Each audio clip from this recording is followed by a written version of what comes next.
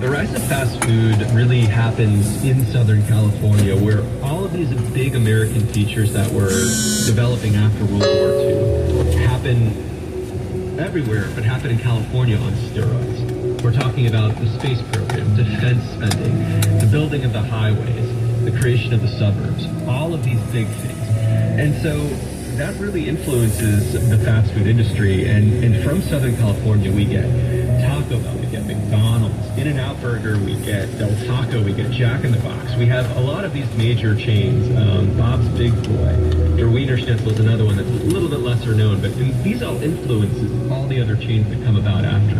White Castle may have started and been a pretty big success, but the real explosion of fast food happens in Southern California, and that is because of economic prosperity after the war. And what's really interesting about this is we're coming out of the shadow of the Great Depression at this time. You know, World War II has just ended, but we're not that far back from, you know, bread lines. And there wasn't a really established culture of dining out in America among working class people.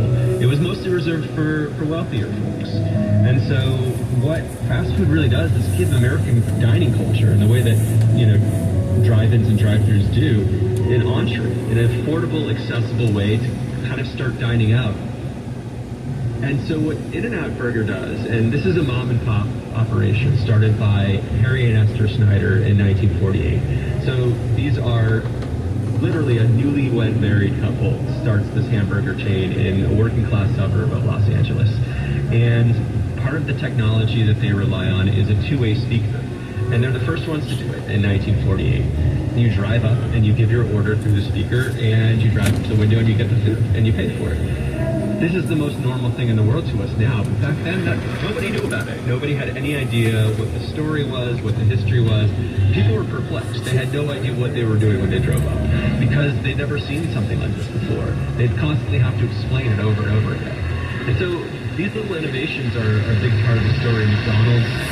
The McDonald's brothers moved out to California from New Hampshire to work in showbiz, and it doesn't quite work out that way for them. But what happens is they open a box in 1940, and this is in San Bernardino. It's on Route 66, and along the way, they find success, but they're still not happy. They want it to be better. They see these inefficiencies, and even though they have a successful business, they decide we can do something different with this.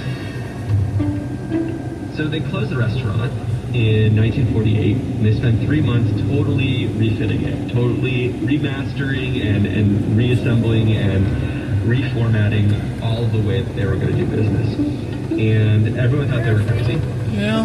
And what they do is they streamline the whole operation. They get rid of car hops, they got rid of the cups that were and plates that were disappearing, and they set up this hyper-efficient kitchen where the food is served really quickly, and they make it cheaper for customers by getting rid of all of the extra real estate and all the extra employees and just creating this assembly line for hamburgers.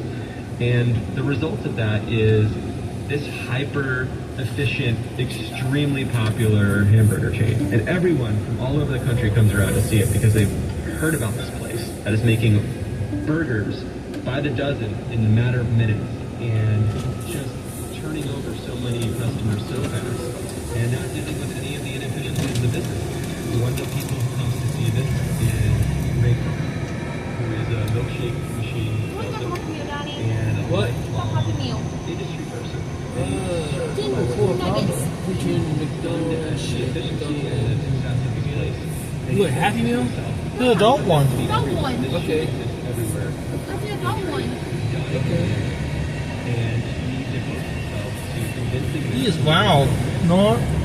There you go.